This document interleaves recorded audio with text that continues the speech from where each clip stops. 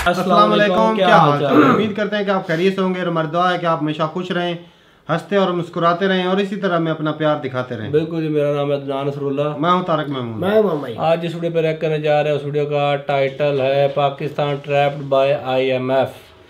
तो चलो जी, पाकिस्तान को अब रिसेंटली IMF से पैसे मिले हैं, तो अब ट्रैप तो नहीं, यानी कि क्या शिकंजा लगा दिया IMF ने। तो वीडियो देखते हैं, उसके बाद अपना ओपिनियन देते हैं। उम्मीद करते हैं आप लोगों को पसंद आएगी। काउंट करते हैं जी, 1 2 3। Okay, video start.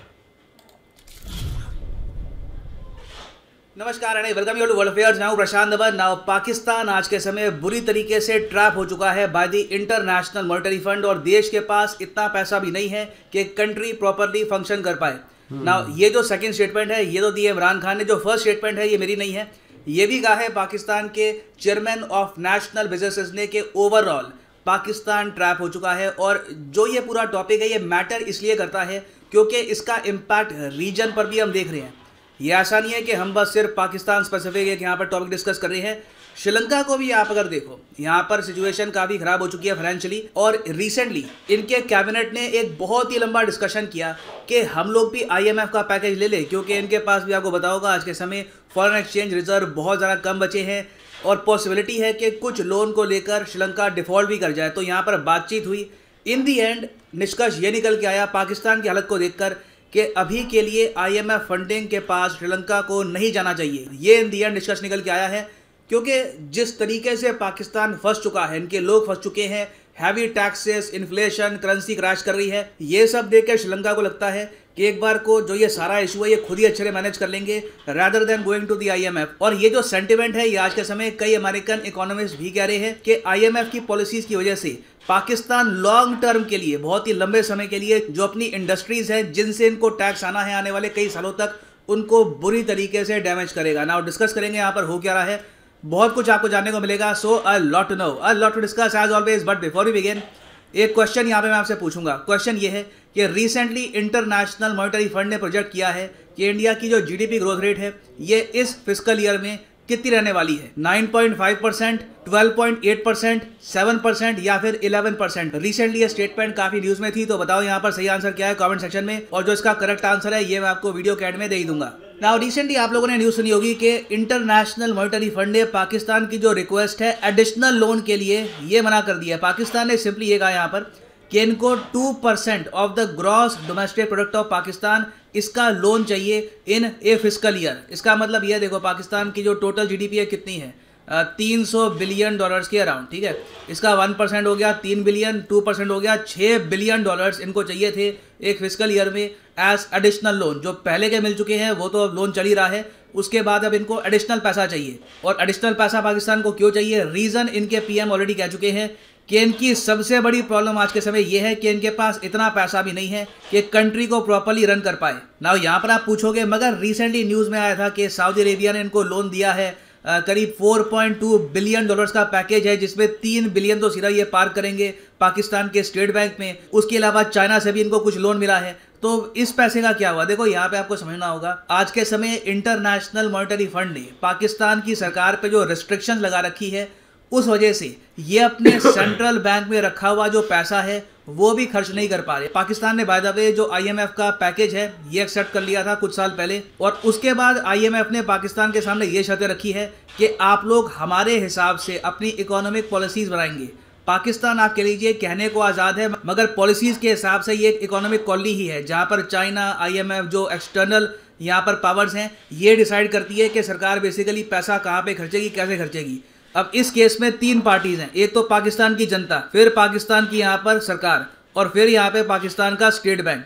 अब यूजुअली क्या होता है किसी भी कंट्री में आप अगर देख लो, इंडिया में भी आप देख लो, काफ़ी बार जब सरकार को जनता के लिए पैसा खर्चना होता है, अपनी नई स्कीम्स लॉन्च करनी होती है, तो हम काफ़ी बार ये देखते हैं कि सरकार डिविडेंड मांग लेती है from the reserve bank of India, जो हमारा यहाँ पर सेंट्रल बैंक है, उससे सरकार पैसा मांग लेती है और उसके बाद सरकार फंक्शन करती है। और ये आपको आम बात दिखेगी, चाहे USA में हो, चाइना में हो, everywhere it is very normal. IMF ने यहाँ पर यह कहा, जब इनिशियली पाकिस्तान ने इनका लोन एक्सेप्ट किया, IMF ने यह कहा कि पाकिस्तान की सरकार हमारी इजाज़त के बिना अपने सेंट्रल बैंक से पैसा नहीं निकालेगी, इनकी सरकार कोई ऐसा बॉन्ड भी इशू नहीं करेगी जो इनका सेंट्रल बैंक परचेज कर लेगी, क्योंकि घूम फिर के उसका मतलब यही हो गया कि आपका सेंट्रल बैंक आपको फंड कर रहा है। IMF ने सिंपली यहाँ पर यह कहा पाकिस्तान की सरकार को कि हम आपका इलाज करेंगे, आपकी पूरी जो इकोनॉमी है इसको थोड़ा सही करेंगे, मगर उसके लिए कुछ कड़वी दवाई आपको लेनी होगी। सेंट्रल बैंक से पैसा मत निकालो, जो यहाँ पर पैसा पड़ा है पड़े रहने दो, क्योंकि यहाँ से पैसा निकालना स्टार्ट कर दिया तो तुम्हारी करेंसी इतनी ज़्यादा गिर जाएगी कि इन्फ्लेशन बहुत ज़्यादा स्पाइक कर जाएगी ऑल टुगेदर। तो अब पाकिस्तान की सरकार ने कहा कि ठीक है, फिर कंट्री रन करनी है, उसका पैसा कहाँ से आएगा? तो वहाँ पर ये कहता है कि मेजॉरिटी जो तुम्हारा पैसा तुम्हें चाहिए कंट्री रन करने के लिए, ये तुम निकालोगे जनता से। अब जनता से कैसे निकालोगे? टैक्सेस लगाकर। और सिंस पाकिस्तान में जो मेजॉरिटी पॉपुलेशन है ये डायरेक्टली टैक्स देती नहीं है, तो घूम फिर के जो ये टैक्स की गाज है ये गिरती है पाकिस्तान की इंडस्ट्री पर, जो ऑलरेडी काफ़ी फ्रेजाइल है, काफ़ी वीक है। तो अब उन लोगों को एडिशनल टैक्स पे करने पड़ रहे हैं। तो ये एक ट्रैप IMF का जहां पर पाकिस्तान फंस चुका है। पाकिस्तान ने यहाँ पर यह कहा कि हमको $6 बिलियन एडिशनल लोन दे दो, कंट्री को रन करने के लिए पैसा चाहिए। IMF ने यहाँ पर सिंपली ये कहा है कि जब तक तुम टैक्स अपनी जनता पर और ज़्यादा नहीं बढ़ाओगे तब तक एडिशनल लोन हम तुमको नहीं देने वाले। अब यहाँ पर आप कह सकते हैं ठीक है, यही होगा, इनकी सरकार इंडस्ट्रीज पर और ज़्यादा टैक्स लगा देगी, मजबूरी में लोग टैक्स पे करेंगे, वही फिर भी इवेंचुअली IMF का इनको जो है पैकेज मिल जाएगा। तो इसका आंसर है देखो, इतना आसान होगा नहीं, क्योंकि अब पहली बार मैं देख रहा हूँ कि पाकिस्तान में जो इनकी इंडस्ट्री है, जो आम नागरिक है, ये धीरे धीरे बगावत कर रहे हैं सरकार के अगेंस्ट। ये सरकार को यहाँ पर लिटरली ये कह रहे हैं कि पहले तो तुम लोगों ने ये कहा सरकार में आने से पहले कि IMF का पैकेज कभी एक्सेप्ट नहीं करोगे, फिर IMF का पैकेज एक्सेप्ट कर लिया। फिर अब देखो पाकिस्तान के साथ मैं ये कहूँगा एक ख़राब चीज़ ये हो गई कि कोविड-19 पैंडेमिक आ गया। पहला IMF का पैकेज लिया, इन्होंने कैलकुलेशन ये करी थी एक पैकेज लेंगे उसके बाद सिचुएशन ठीक हो जाएगी, मगर फिर आया कोविड-19 पैंडेमिक। कोविड-19 पैंडेमिक में सरकार की जो अर्निंग है बुरी तरीके से हिट हुई, क्योंकि इंडस्ट्री काफ़ी जगह बैठ गई थी। मगर जो आम आदमी है वो तो सिंपली यहाँ पर ये देखेगा कि मेरे लीडर ने ये कहा था कि मैं IMF का लोन नहीं लूंगा, फिर लोन लिया, अब जनता पे लग रहे हैं बहुत ज़्यादा एडिशनल टैक्स। तो ये देखते हुए मेरे हिसाब से आने वाले कुछ महीनों में पाकिस्तान में एक फ्यूल क्राइसिस भी खड़ा हो सकता है, क्योंकि अब क्या हो रहा है, जो इनके पेट्रोल रिटेलर्स हैं, जो लोकल लेवल पर जो पेट्रोल पंप्स पे लोग पेट्रोल बेचते हैं, वो लोग कह रहे हैं कि ये बहुत ही बड़े स्केल पर हड़ताल कर देंगे, क्योंकि इनके जो प्रॉफिट मार्जिन है बहुत ज़्यादा कम हो गए हैं, ये लोग अपना बिजनेस प्रॉपरली चला नहीं पा रहे। और अगर मान लो ऐसी स्ट्राइक हो जाती है, पॉसिबिलिटी है कि या तो पाकिस्तान की आर्मी को यहाँ पर बीच में आना होगा और लिटरली फोर्स करना होगा इन सब लोगों को कि वापस काम पे लगो, या फिर पाकिस्तान कई हफ्तों के लिए ऑल टुगेदर रुक सकता है because of a fuel crisis. उसके अलावा आप अगर देखो तो पाकिस्तान का सिंस जो टोटल डेट है ये अब 50 ट्रिलियन के ऊपर पहुंच चुका है, 50 ट्रिलियन रुपीस के ऊपर पहुंच चुका है। तो इसका मतलब ये है कि कल को ये लोग बॉन्ड इशू करते हैं, ओपन मार्केट में जाते हैं बाकी किसी और सोर्स से लोन लेने के लिए, तो वहां से भी लोन नहीं मिलने वाला, क्योंकि कंट्रीज ये कहेंगी कि ऑलरेडी आपकी लायबिलिटीज बहुत ही ज़्यादा हाई है, हम रिस्क नहीं लेना चाहते आपको यहाँ पर लोन देकर। अब यहाँ पे आप कहोगे 50 ट्रिलियन रुपीज़, ये इंडियन रुपीज़ है पाकिस्तानी रुपीज़, पाकिस्तानी रुपीज़ की मैं बात कर रहा हूँ। देखो 1 ट्रिलियन इंडियन रुपीस होते हैं 1 लाख करोड़, तो आप समझ लीजिए 50 ट्रिलियन पाकिस्तानी रुपये हो गए 50 लाख करोड़ रुपए। तो जो पाकिस्तान का टोटल डेट यहाँ पर हो गया ये है करीब 270 बिलियन से लेकर 300 बिलियन US डॉलर्स के आसपास, जिसमें से एक बहुत ही बड़ा अमाउंट 127 बिलियन डॉलर्स तो सिर्फ एक्सटर्नल डेट ही है, जो बाहर का डेट है इनको पे करना है। और सबसे अजीब बात यह है कि मेजॉरिटी जो इनका यहाँ पर उधार उठाया गया है ये उठाया गया था 2008 से लेकर 2021 के बीच, जब पाकिस्तान में फाइनली डेमोक्रेसी वापस आई, आर्मी रूल कम हुआ। तो अब क्या है कि यहाँ के जो लोग हैं पाकिस्तान के लोग ये भी बात कर रहे हैं कि शायद इन दी एंड मिलिट्री रूल ही पाकिस्तान के लिए बेस्ट है। अगर मिलिट्री इकोनॉमी संभाल लेती है तो फिर भी सिचुएशन काफ़ी हद तक कंट्रोल में रहेगी, क्योंकि इनके यहाँ चाहे कोई भी पावर में रहे, इमरान खान, नवाज शरीफ, करप्शन कम नहीं होता। और अब सिचुएशन ऐसी बन गई है कि पाकिस्तान का एग्जाम्पल लेकर ना लोग एक्चुअली सीख रहे हैं, बाकी कंट्रीज भी सीख रही हैं, और इवन जो इकोनॉमिस्ट है दूसरी कंट्रीज़ के वो भी सीख रहे हैं। अब रिसेंटली आप अगर देखो तो अमेरिकन इकोनॉमिस्ट हैं बहुत ही फेमस डॉक्टर लैफर, इन्होंने ये कहा है कि IMF की जो पॉलिसीज़ है ना आज के समय ये एक्चुअली डैमेज कर रही है पाकिस्तान की इकोनॉमी को। क्योंकि अब क्या हो रहा है कि पाकिस्तान की जो भी इंडस्ट्री है, चाहे टोबैको इंडस्ट्री है या फिर मैन्युफैक्चरिंग सेक्टर है, वहाँ पर सरकार IMF के प्रेशर की वजह से इतना टैक्स डाल देगी कि वो इंडस्ट्रीज रीजन में कम्पीट करने लायक बचेगी नहीं। आप समझ रहे हैं, उन इंडस्ट्रीज़ के पास इतना पैसा अभी के लिए है ही नहीं कि वो खुद को ग्रो भी कर पाए और सरकार को भी टैक्स पे कर पाए। तो इन दी एंड होगा क्या कि IMF शॉर्ट टर्म के लिए पाकिस्तान को ठीक कर देगा, मगर लॉन्ग रन में इनकी जो इंडस्ट्री है ये लिटरली क्रिपल हो जाएगी बहुत ही लंबे समय तक। नाउ एक बहुत ही न्यूट्रल पर्सपेक्टिव से अगर मैं बात करूं तो मेरे हिसाब से ये सब देखकर IMF जिस तरीके से फंक्शन करता है, जिस तरीके से इनका प्रोग्राम ऑपरेट करता है, मेरे ख्याल से उसमें भी अब अपडेशन की आवश्यकता है। नहीं तो पाकिस्तान का खराब एग्जाम्पल देखकर कल को श्रीलंका, उसके अलावा अफ्रीका के कई देश, वेरियस कंट्रीज एक्चुअली IMF के पास जाएंगे नहीं, इस डर से कि एक बार इनके पास चले गए तो बहुत ज़्यादा क्रूअल इलाज ये लोग करते हैं। तो I think in the future बाकी कंट्रीज़ के लिए मैं कहूँगा, पाकिस्तान के साथ तो खैर जो होना था हो गया, बाकी कंट्रीज़ के लिए मैं ये कहूँगा कि IMF में कुछ रिफॉर्म्स लाने चाहिए। इनका जो लोन का सिस्टम है थोड़ा सा और सॉफ्ट करना चाहिए, जिससे जो इंडस्ट्री है एक कंट्री की ऑल टुगेदर वो किल ना हो जाए। ना वापस आते हैं हमने MCQ पर कि IMF ने रिसेंटली प्रोजेक्शन करी है कि इंडिया की जो GDP ग्रोथ रेट है वो कितनी रहेगी। तो सही उत्तर यहाँ पे इसका ऑप्शन ए 9.5% रहने वाली है GDP ग्रोथ रेट। यहाँ पे आप देख पाओगे इस पे आर्टिकल है, IMF keeps its India economic growth projection unchanged at 9.5%। और फाइनली यहाँ पर मैं ये भी ऐड कर दूं कि अनअकैडमी के UPSC कॉम्बो कोर्सेज में सेल फिर से स्टार्ट हो चुकी है और एक स्पेशल ऑफर यहाँ पर ये है कि आपको मिलेगी एक्सटेंडेड वैलिडिटी अपने कोर्सेज पर। सिंपली जाओ कमेंट सेक्शन में, यहाँ पे आपको मिलेंगे 2 लिंक, इस लिंक पे करो यहाँ पर क्लिक और यहाँ पे आप परचेज कर पाएंगे ये UPSC कॉम्बो पैकेज, जिसके अंदर आप UPSC प्रीलिम्स, मेंस, ऑप्शनल तीनों की ही तैयारी कर पाएंगे इन अ सिंगल परचेज। तो यहाँ पे क्लिक करो पिकअप प्लान पर, और अगर आप 12 महीने से ऊपर के कोर्सेज परचेज करते हो तो आपको 3 महीने एक्स्ट्रा मिलेंगे यहाँ पर। ऑलरेडी मैं आपको ये बता दूं कि प्राइसेस काफ़ी हद तक कम हो चुके हैं बिकॉज ऑफ द डिस्काउंट। उसके अलावा आपको 3 महीने एक्स्ट्रा भी मिलेंगे और इसके ऊपर भी एडिशनल डिस्काउंट लगेगा अगर आप यूज़ करते हैं promo code PD10। The prices will fall even more, so use करिए code PD10 and save money. So इसी नोट के साथ ये है वीडियो का। Thank you for listening and as always God bless you all.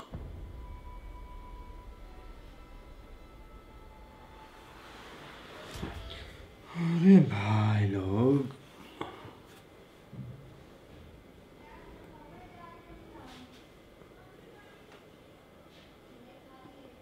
भाई साहब मैं तो ज़्यादा डिस्कस नहीं करूँगा, बात सीधी सी।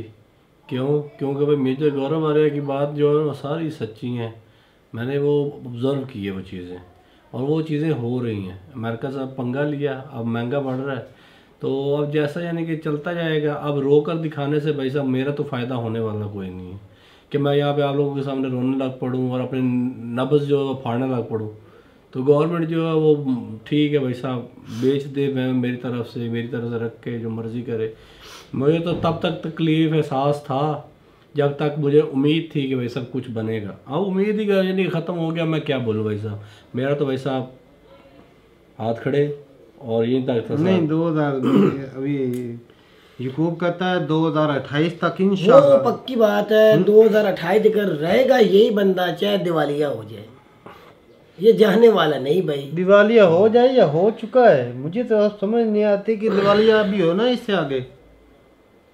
अगर ऐसा होता ना, अपोजिशन में ताकत होती ना, रोडों पे वो बंदों को कामयाब हो जाती लाने में, तो तब ये घूमत जा सकती है। अगर बात ये है अपोजिशन करप्ट है, वो आगे बंदे उसके ऊपर इतबार नहीं कर रहे।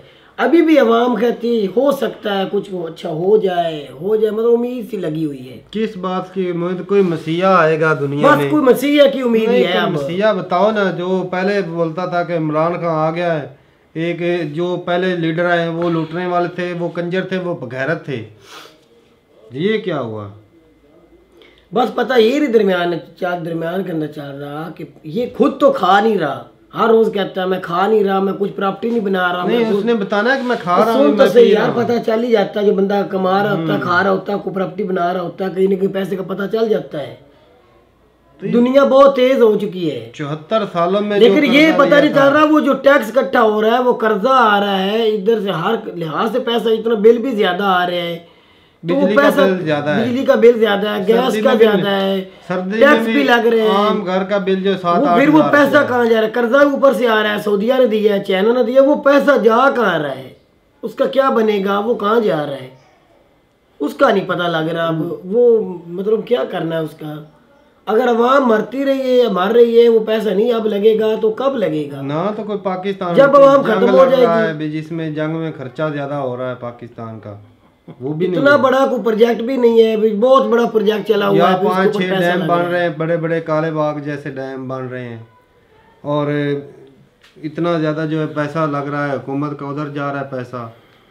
जो सैलरी है, ये सारा पैसा सैलरी में जा रहा है जो इतने ज्यादा तो सैलरी नहीं भी, सारा पैसा कर्जों का भी और टैक्स का भी और सब जो इंडस्ट्री का भी जो कुछ भी है सब कुछ इधर ही ना जा रहा है, कोई तनख्वाह वाले ही ना खा रहे हैं। फिर किधर जा रहा है पैसा? इस बात का तो पता करना है वो किधर जा रहा है पैसा। ये जो पंडोरा लीक हुआ था इसमें तो नहीं जा रहा, बाकी भी हो सकता है उसमें जा रहा। मैं तो कहता हूँ कोई और ही चीज़ अब लीक होगी। जितना पैसा जा रहा है पाकिस्तान से बाहर के कंट्रियों में, पनामा पंडोरा ये तो हमने देख लिया भाई, और कोई तीसरा नहीं। बस आज अब कोई बोलने को रहा नहीं। अब क्या बंदा बोलना तू कहता है, क्योंकि अब अभी तो 3.5 साल हुए, अभी 1.5 साल रहता है इमरान खान का। पहले कंट्री का दिवालिया हो चुका है, वो मुंह से मांग रहा है कंट्री चलाने के लिए पैसा नहीं है। एक बंदा होता है वो खुद बोल रहा है, आप इस वक्त तो खुद बोल रहा है इतना पैसा नहीं है चलाने के लिए, लेकिन आगे हम क्या बोले अब यार, कुछ रहा नहीं बोलने के लिए। किस तरह हम उम्मीद से और लगा बढ़ा लें कि और हो जाएगा, कुछ कर लेंगे, कुछ हो जाएगा आगे। कुछ जिस तरह के हालात अब चल रहे हैं ना, कुछ नज़र नहीं आ रहा। नहीं, मैं सोच रहा हूँ कंट्री तरक्की कैसे करेगा। आधा तो कंट्री पहले बिक चुका है, वो सारा आधा कंट्री तो गिर भी पड़ा है जहाँ से पैसा कमाना होता है। नहीं, मुझे ये नहीं समझ आ रही चाइना हमारा फिर दोस्त किस चीज़ का है। अभी इतनी मुश्किल घड़ी है हम के पाकिस्तान के ऊपर आई हुई है। चाइना को तो चाहिए था फ्री में पैसे देते, पाकिस्तान की कंट्री जो इकॉनमी जो बढ़ती, काम चलता, IMF के पास जाने ही ना देते, अमेरिका के पास जाने ही ना देते पाकिस्तान को। फिर पता लगता कि पाकिस्तान और चाइना पक्का दोस्त है, दोस्ती निभाएगा। ये कौन सी दोस्ती होगी भाई? ऐसी दोस्ती की समझ नहीं आ रही। वो चाइना यही कहता, सतो जन्म मैं तेरे मैं साथ रहूंगा यार, डेट ट्रैप में ला के तुझे करता रहूंगा प्यार। ये डेट ट्रैप में ला कर ना वो पाकिस्तान को ना वो प्यार करेगा, पुचकारी देगा, जिस तरह अमेरिका देता था ना दूसरे को, जापान को, चल बच्चे सो जा। ये वो बात होगी भाई। अब IMF से कर्जा लिया उन्होंने, पता नहीं अभी दिया भी है कि नहीं। 1 अरब सुना दिया $। मुझे तो इस बात का पक्का पता तो नहीं चला भाई। एक किस्त मिल गई तो उसकी मुबारकबाद मिली थी पाकिस्तान को, जिसकी वजह से कुछ हड़तालें भी चली थी पाकिस्तान में। जो है पेट्रोल वो महंगा कर रहे हैं, क्योंकि जो पेट्रोल पंप वाले हैं वो कहते हैं हमारा जो प्रॉफिट का मार्जिन है वो बहुत कम है, क्योंकि महंगाई बहुत ज़्यादा है, तो हमें जो प्रॉफिट ज़्यादा चाहिए। तो वो भी मेरे ख्याल में 2 रुपये पर लीटर से बढ़ा दिया गया ना, ऐसे ही बढ़ा दिया। तो हाँ, तो वो भी बढ़ा दिया गया है। तो ऊपर से जब IMF तंग करेगी, वो भी हर महीने 4 रुपये 5 रुपये बढ़ते जाएंगे, तो महंगाई तो बढ़ती जाएगी। बाकी कंट्री का अल्लाह हाफ़िज़ है। अगले साल बजट चलाने के लिए भी जो वो भी कर्जा लेना पड़ेगा, IMF से लें या चाइना से लें। चाइना से जो भी लेते हैं, ये शुक्र है कि हम IMF से कर्जा लेते हैं, तो कोई चीज़ गिरवी नहीं रखनी पड़ती। लेकिन भाई और बहनों, जब चाइना कर्जा देता है तो गिरवी रखता है, चाहे पार्क हो, प्लेटफॉर्म, दूसरा रेलवे स्टेशन हो, एयरपोर्ट हो, सी पोर्ट हो, सब कुछ ले लेता है भाई और बहनों। और दूसरा रोड भी ले लेता है ना, मोटरवे, हाईवे सब चलता है भाई यार। आप तो जो बोलेगा ना, आप तो जिस तरह चाइना है ना भाई, वो जिस तरह कबाड़िया नहीं बैठा होता, हर चीज खरीद लेता है। जो भी टूटा फूटा माल होता है ना वो समेट लेता है। ये चाइना वैसा ही है, पाकिस्तान के पास जो भी चीज मैं तो अब ये कहूँगा कि चाइना तेरा बेड़ा गर्क हो जाए। चाइना का बेड़ा गर्क हो जाना, पाकिस्तान का तो भाई हो चुका है ना, ये आपको मानना पड़ेगा। और चाइना की दोस्ती निभाई नहीं, अभी तक तो नहीं निभाई चाइना ने। मुबारक हो। मेरी खामोशी देख के लोग समझेंगे शायद ना भूखमरी से यानी कि चुप कर गया। तो वैसे मैं भूखमरी से नहीं कर गया। मेरी तरफ से पेट्रोल का जो लीटर है ना वो 1000 रुपये भी हो जाए ना, मेरी ज़ात को ठेंगा फर्क नहीं पड़ने वाला। मैं फिर भी डलवा के अपनी, मेरी ज़िंदगी सेट है। मरते हैं जो मरते हैं। वैसा मैंने ठेका उठाया, गवर्नमेंट सारी यानी कि जो है वो अदनार साहब ने यानी कि पूरे पाकिस्तान का ठेका उठाया हुआ है। जो मरते हैं गरीब मरे भाई साहब, हमें भाई साहब ठेंगा फर्क नहीं पड़ने वाला। यार ठेका तो इमरान खान ने उतारा लिया हुआ ना, अब मैं इनके आपको लिए छोटी यानी सी कि मिसाल देता हूँ। नहीं, इनके लिए मैं बोलता रहा हूँ, इनकी वजह से करके पाकिस्तान की नुमाइंदगी करता हूँ, गाली सुनता रहूँ सबकी, एक वो मैं ठीक है, अपनी अपनी जात देखो हजरत भाई। उमर फारूक गुजरे खलीफा थे वो ना उस दौर के समझो बादशाह जिस तरह प्राइम मिनिस्टर होते हैं ना, वो ही थे वो। तो वो जब सो रहे थे ना, वो धूप के ऊपर सो रहे थे, आधी धूप थी आधी छाँव थी। तो किसी दूसरी स्टेट से बंदा कोई मिलने आया, तो वो कहते हैं हमने खलीफा से मिलना है। तो उन्होंने कहा कि वो बंदा सोए। वो देख के हैरान होगा कि ये कैसा खलीफा है यार, ये तो शान शौकत वाली ज़िंदगी गुजार सकता है, ये बंदा कैसे धूप के ऊपर सो रहा है। तो उसने कहा कि मैं धूप के ऊपर इसलिए सो रहा हूँ कि ताकि मैं लंबे अरसे के लिए ना सो जाऊँ, मतलब ज़्यादा नींद ना आ जाए मुझे, तो ताकि मैं जल्दी जाग सकूँ, क्योंकि मैंने आवाम को भी देखना होता है, अपनी आवाम को देखना था। तो वो क्या करते थे, रात को अपने शहर में ना वो चक्कर लगाते थे, कोई बंदा कोई भूखा तो नहीं, वो कोई मुश्किल में तो हाँ कोई मुश्किल में तो नहीं, ताकि मैं उसकी हेल्प कर सकूं। अगर किसी के घर में आटा दाना नहीं होता था तो वो अपने कंधों पर उठा के वो आटा दाना दे कर आते थे गरीबों को। तो ऐसे वो हुक्मरान थे। तो आज के हुक्मरान कौन से हैं भाई, जिन मुसलमानों के ये मिसाल देते हैं ना, वो इस तरह आते करते थे, उनकी मिसालें सिर्फ देते हैं, उनका जैसा एक भी काम नहीं करते। बिल्कुल। वो ये अगर कोई गरीब बंदा खा रहा था उसका भी निवाला छीनने वाले हैं ये तो भाई, और बने फिरते हैं लीडर। और हज़रत उमर ने फरमाया था कि अगर मेरी हुकूमत में कोई भूखा मर गया तो उसका जवाब दे मैं हूँगा, उसका गुनाह मुझे मिलेगा। अब जो इमरान खान या जो भी ये लीडर कर रहे हैं, मैं कहता हूँ वो एक ही बात करते थे, यहाँ तो करोड़ों में भूखे मरेंगे जो हालात चल रहे हैं। तो भाई इससे ज़्यादा और मेरे पास अल्फाज नहीं कि मैं अपनी हुकूमत की और बुराई कर सकूँ। ये हमारे लीडर है, मैंने ये अपने हाथों से वोट डाला था, पहली बार ज़िंदगी में वोट डाला था इस बंदे को, और कसम से पछता रहा हूँ भाई। यार यही तक थी वीडियो, और बाकी जो है ना, हर बंदा अपना अपना करो, नफ्सो नफ्सी का आलम है, किसी का ठेका नहीं उठाया हुआ। गवर्नमेंट जो करती है करने दो भाई साहब, हमें क्या लेना देना गवर्नमेंट से। अब गवर्नमेंट हर रोज़ रेट बढ़ा रही है, हमारी कुछ सुने बकवास तो यानी कि हम लोग बोलने भी तो फ़ायदा हो। तो ये तक की वीडियो उम्मीद करता है लोगों को पसंद है। चैनल को सब्सक्राइब कर दें, हमारे फ्रेंड के साथ एक वीडियो के साथ। तब तक अल्लाह।